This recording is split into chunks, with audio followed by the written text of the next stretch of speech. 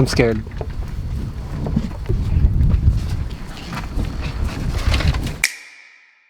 This is the worst YouTube hook ever, but that's okay because this isn't a YouTube video, which is fast-paced, super exciting with a lot of cuts. Instead, we're here with Dusty, Cross Timbers Bison, and we're just relaxed.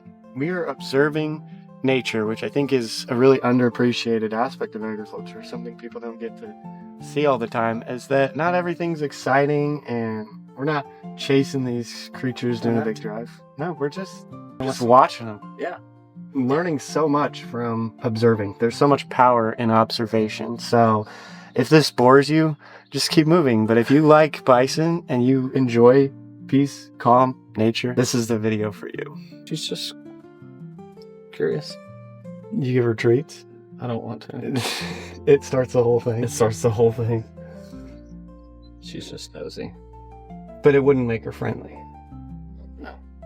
She's friendly, but she's got a weird look. And I don't. Okay. She's got that. You don't want to be. Yeah. That makes sense. Like, some people don't care, but I'm not that guy. I've seen what they can do. Yeah. She's just nosy. They're nosy as a goat. If you put a table out here, they would stand on it. I'm not kidding. Really? My trailers, those flatbed trailers, yeah, they'll get on them. If they have access to them, they'll get on there because they're just curious. They're like, "Oh, what's this? What's going on?" They're like a big goat. They're like a goat. They almost graze like a goat too. They eat more grass than a goat will, but okay. But they'll try everything once. Like they're super they'll curious eat, with their taste. They'll eat their forbs, lagoons. Yeah. Huh. Yep. They'll eat those leaves off those trees sometimes. I've watched them do it. Watch how much they move when they pant. They all do that? Or all of them. Right? Yeah, so they're laying down. They just move. They're breathing. They just have such a large lung capacity that they have huge, or they're intentionally moving. Like, that's not them just breathing. Yeah, it is.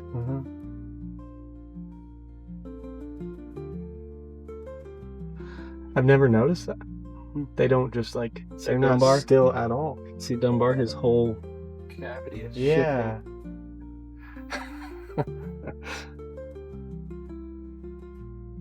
Because like that, I understand to get flies off. Yeah. See, the whip. She's not moving though. I mean, she's eating, but her whole body isn't doing that. Like, no, because she's in motion. That's only when they're resting. Yeah. Or chewing a cud or something. So bison are kind of ADD. They've always got to be like moving. It's like me when yeah, just like I always got to have like a something. Toes tab. My wife will always in bed be like, "Stop moving your leg," and I'm like, "I can't." And she's like, "Yes, you can." Yeah, you can. I feel like if I stop doing that, then like my eyes start twitching, or like my heart is gonna burst. I've always got to be going. That makes me feel like a bison is more my spirit animal because I've always got to be like, just. Now that you realize that. Yeah. What's your spirit animal? Do you have a spirit animal? You know, I would have to say bison, but eagle and just living. But there's not many down here, so it's hard to. Yeah. Mine's like a banana slug. I guess we're leaving the safety of the vehicle. This may be more exciting than what we originally thought. We're gonna be Dunbar. Yeah, we are. Okay. Yeah. What do we do here? Well. Nuh-uh. Here, boy. Here, boy. Here he comes. Now let's get back in. Okay, I'm getting in. Squeeze in tight. Okay. All right. I'm scared. I met Big Joe last time I was here, but I have not met Dunbar. Come here. Say hi to Noah. Here, buddy. Look how tall he is. Yeah, last time when I fed Big Joe, we were in the truck, so I wasn't this like. You weren't. You're not. No, you're he's getting so the VIP tall. treatment here. I was gonna say, like, I'm used to going flat, but his tongue is. They don't have bottom teeth, so they usually will lick you first. Okay. Hi, big boy. Here's a nice big long one. Ugh. Nice. You're friendly. Most days. Dunbar's 8. Most guys think that 8 or 9 years old is they've been out of their prime for a while. So a lot of guys will turn them into trophy hunts a lot of the times for their head. But they think that, you know, they can still breed. Like, I'm not going to do that to him. I'm going to keep him and Big Joe as long as I possibly can. And I think they can breed as long as they stay in good shape and they're healthy. They can breed up to 20 years old. Bison can live in captivity, you know, 20 to 30 years, they say, but typically around 20 years. In captivity like this, that where gets cubes every now and then, and he's getting fed and good water, they can live for a long time, and they can be able to breed for a long time. So we're going to keep him and Big Joe, and they'll retire with us. So now we do put young bulls with them. If you put 2 matures together in a small herd, things could get interesting. So that's why we will have another young bull in here, so that Dunbar has only the ratio. What I like to do is 15 females to 1 bull. And so we have 19 females. So we're going to bring in another bull, so he'll have a little bit of competition. There we go. You've been Dunbarred. I've been Dunbar. Oh, do you have to do like like an initiation? Or I can do it for you. So, my bad, bro. Unfortunately, lots of people think that bison are wild and crazy or out to hurt you. So, but more time you spend with them, the better it gets. And, you know, whenever, you know, of course you'd like for them to be roaming on the Great Plains, and there's no fences, right? That's the look you want. But when you raise bison, you have to have them in a fence, of course. And so when you have them in a fence, you've got to work them. You've got to give them their dewormer and all those things. The early days of bison ranching, when I only had 5 or a dozen, somewhere in there, it was not pretty. It was a lot of learning for me, not knowing how to do it. A lot of learning for the bison. But I think in a short amount of time, I figured out that we're gonna have to change some things. But if you go back and watch those videos, it was rough, and those are the best videos because they were wild and crazy, and my wife's like freaking out. And the best content is bad ranching, and good ranching is bad content. Yeah, definitely some bad ranching. But now, if you come to a working, which you will, you will see, I think it's pretty smooth now, in my opinion, which means the content is not as good. Yeah. So, well, but we'll have fun. It'll be fun, and especially for your first time. But I think that it's really good as a bison rancher to have low stress. That's what you want. You want them to be as low stress as possible. It doesn't have to be this crazy, like, Wild West event all the time. No. It should be similar to that, just pretty chill. Yep. You work on their pace. You feel their stress. You know, you work with you do everything you can to keep that down, and yourself down, because I get stressed. Sure. I get stressed out. Do they feed off that, like? Oh, they definitely can sense you. They can sense. Oh yeah, they sense fear. They sense you.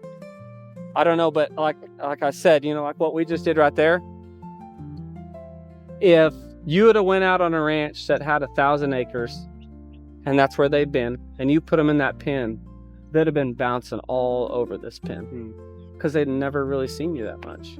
So having built that relationship, kind of the trust between the animal, pays dividends when you're doing stuff like that. Yep. Me driving my ATV in the pasture and parking next to them and sitting down just watching them. Yeah. Them coming over and smelling, me throwing out some cubes. Teach them, hey, you got hay, you get cubes, you get good water. It's a pretty good life here. Just spend time with them. Yeah. Watch them. That's cool. That's how you build trust with them. Yeah. And so when you pin them up, they don't freak out. They're like, okay, we'll get through it. It's stressful. We'll get through it. But then they go back out and pasture. It's literally one day of stress. Yeah. But you have to do it. Yeah. What would you say your favorite part of raising bison is? So one thing I always connect it to, and what kind of motivated me, is knowing their history. You know, you're not just raising any domestic animal that was introduced here by the Europeans. You're essentially taking an animal that was roaming in the millions on the Great Plains, freely, living the free life as a keystone species of completing the whole life circle of everything of the Great Plains, and that animal almost dissipating down to less than 1,000 animals. And so I feel like, yes, we're raising them, I sell them, we have a processing side, we do all these things when we promote the bison, but it's a restoration, maybe is a good word, conservation, you can use those words, I think, of something bigger than just raising an animal. It's a living history. So maybe this is a very personal question, but priority-wise, what comes first? Money, conservation? How would you even rank those two? Well, I think it starts with a passion for these animals. You gotta love the animals. Okay. And so that's where my story started. Yeah. It was their story. This is the best way to make money. This is the animal I want to raise. And you probably know this, but farming and ranching, you don't get in it to get rich. Yeah. We know that, right? Yeah. So I knew that growing up in a farming world. I'm not here to get rich, but I love those animals and I think they have a cool story. Yeah. And so why not create a business off of it and promote the national mammal in Oklahoma State. So and they're neat. They provided so much to Native Americans for a long time, and that all almost pretty much disappeared, and so we can grow the American bison. It's like the video we did that we were talking about how this is one of the only animals that's pretty much come out of extinction because of consumers. Yeah. Like that we've turned into a product, and that's how it's been able to come back, is because we're selling meat. Yeah. We're selling meat. And there's not enough of them. Yeah, that's crazy. There's not enough. There's always a demand, so that's why we got to start bison. Yeah.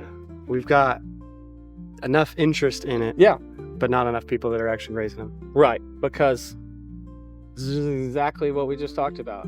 People think they're out to get you. They see all the Yellowstone stuff. Yeah. They see the Turons. Yeah. They see that and they're like, oh, well, how can I raise that animal and put it in a pen? Sure. It's not the same animal. You're not raising the same animal. Yeah. But if you do what we do, then you can definitely raise bison. Yeah. If you can raise cows, if you can raise sheep, I used to raise sheep. I know it sounds crazy. You can raise bison. Yeah.